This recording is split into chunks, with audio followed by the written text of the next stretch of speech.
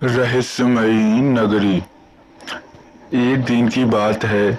रमेश अपने पत्नी से कहता है कि सुनती हो जी, मैं जा रहा हूँ सेठ के घर काम पर, और अगर कोई भी चीज घर में खत्म हो गई हो तो मुझसे बता दो।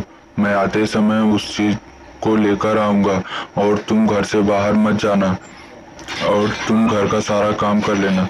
तभी उसकी पत्नी कहती है कि जी, मैं घर से बाहर नहीं जाऊंगी और कोई भी चीज़ तो खत्म नहीं हुई है, आप चले जाइए। तभी उसकी पत्नी उसको भेज देती है और रमेश चला जाता है। गांव से गुजरते हुए रमेश धीरे धीरे सेठ के घर की ओर जाने लगता है, और वो सेठ के घर के पास पहुंच जाता है। जैसे ही वो सेठ के घर के अंदर जाता है तो उसके सामने सेठ बैठा होता है, और वो सेठ के पास जाता है तो सेठ उससे कहता है कि हे रमेश, तू आज जाकर खाना बना लेना। तू आज कोई भी काम मत करना, क्योंकि मेरे पत्नी की तबीयत ठीक नहीं है, तो आज उससे कोई भी काम मत करने देना। तभी रमेश ठीक है कहकर वहां से चले जाता है, और सेठ अपनी पत्नी के कमरे में जाने लगता है। और सेठ अपनी पत्नी के कमरे में जैसे ही आता है तो उसकी पत्नी सामने बैठी रहती है। वो अपनी पत्नी से कहता है कि क्या हुआ जी, तुम्हें आराम है? तुम तो दिन भर सारे समय अपने कमरे में बैठी रहती हो। तुम्हें तो मैं कहता हूँ कि बाहर जाओ, घूम लो, लेकिन नहीं। उसकी पत्नी कहती है कि तुमने तो मुझे एक साड़ी खरीद कर दी नहीं, बात करते हो। पहले तो महीने में 3 साड़ियाँ देते थे, फिर 2 देने लगे, अब तो एक ही साड़ी मैं 1 महीने से पहन रही हूँ। तुम्हें कुछ पता है? मुझे साड़ी देने के लिए तो तुम नहीं कुछ करते हो, आ जाते हो तबीयत पूछने।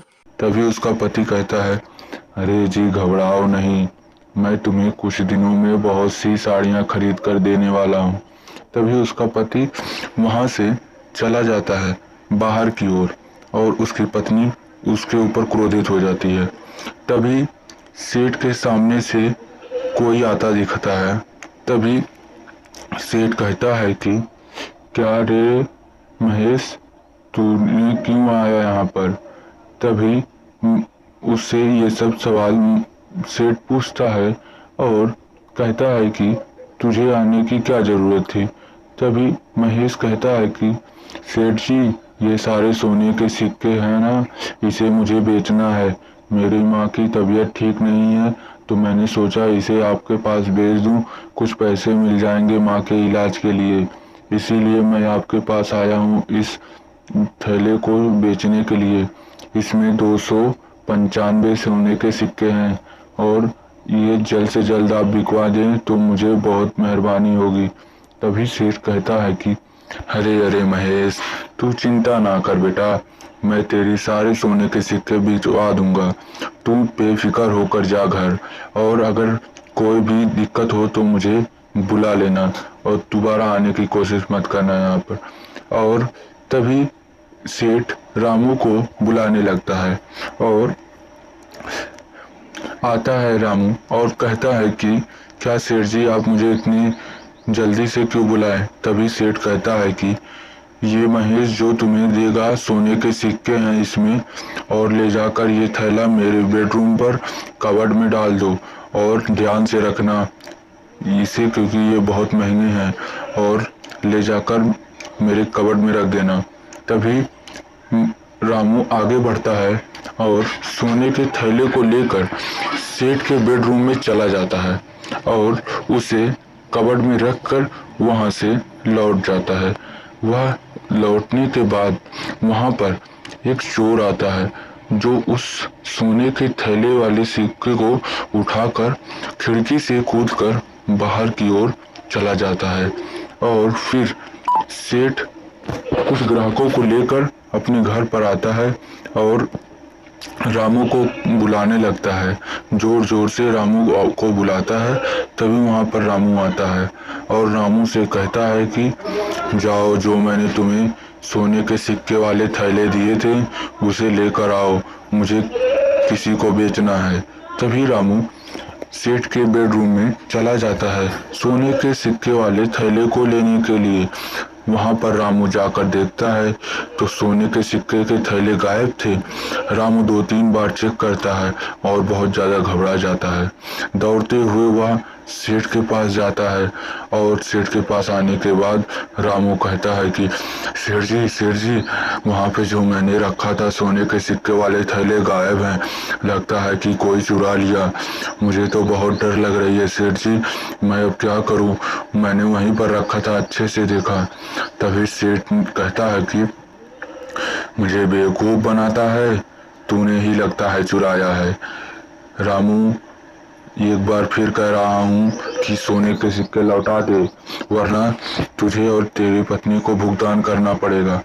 तभी ग्राहक कहता है कि मैं तो कहता हूँ सेठ जी इसे मारो, क्योंकि इसी ने चुरा लिए होंगे। ढेर सारे पैसे देखकर इसके मन में लालच आ गए होंगे और इसने उस सोने के सिक्कों को चुरा लिया।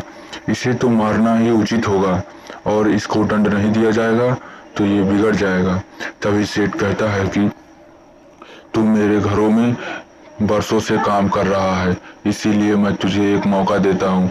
आज कल तक मुझे मेरे सोने के सिक्के मिल जाना चाहिए, वरना मैं तुझे मौत की नींद सुला दूंगा और फिर तू कभी नहीं। तभी वहां पर रामू चला जाता है अपने घर की ओर और रामू बहुत चिंतित होता है और सोचते सोचते अपने घर की ओर जाता है। और घर पे जाने के बाद वो उसकी पत्नी वहीं पर सामने उसके खड़ी रहती है। उसकी पत्नी कहती है कि आप इतने जल्दी क्यों आ गए जी? आपको तो कुछ समय बाद आना चाहिए था, क्योंकि अभी आपके टाइम भी नहीं हुए। तभी उसका पति कहता है कि मैंने सेठ के घर में सोने के सिक्के रखे थे, मुझे सेठ ने रखने के लिए कहा था।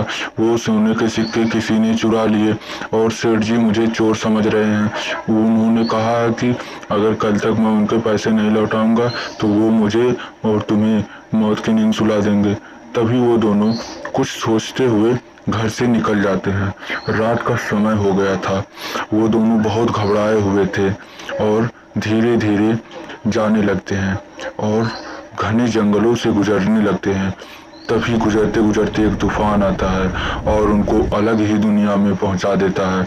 उनके सामने एक नदी पड़ती है, उसको उन लोग जैसे ही पार करते हैं तो उनके सामने एक सोने का जंगल आ जाता है। उस सोने के जंगल से एक सैनिक निकल कर आता है और कहता है कि तुम कौन हो? यहाँ पर क्या कर रहे हो? यहाँ पर कैसे पहुंचे? बताओ, वरना तुम्हें मार दूंगा। तभी रामू कहता है कि हमें कुछ मत करो और हम तो यहाँ से गलती से चले आए। रामू के साथ जो भी हुआ, रामू ने सब बातें एक एक करके सैनिक को बता दी। सैनिक भी उन लोगों के बातों से सहमत था। तभी सैनिक कहता है कि मुझे तुम्हारे बारे में सारी सच्चाई पता चल गई, तुम सही कहते हो, आओ चलो तुम मेरे साथ मेरे राजा के पास।